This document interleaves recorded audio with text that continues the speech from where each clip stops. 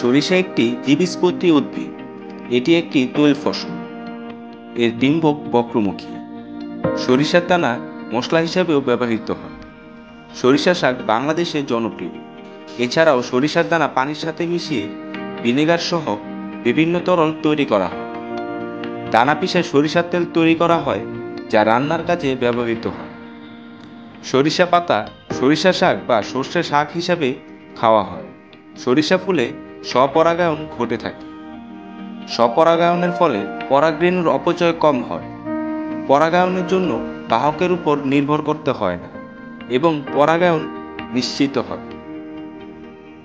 এর ফলে নতুন যে উদ্ভিদ উৎপন্ন হয় তাতে বৈশিষ্ট্যের কোনো পরিবর্তন আসে না এবং কোনো একটি প্রজাতির চরিত্রগত বিশুদ্ধতা বজায় থাকে। তবে এতে জিনগত বৈচিত্র্য কম থাকে। এই বিচার থেকে জন্ম নেওয়া নতুন গাছের অভিযোজন ক্ষমতা কমে যায় এবং অচিরে প্রজাতির বিলুপ্তি ঘটে।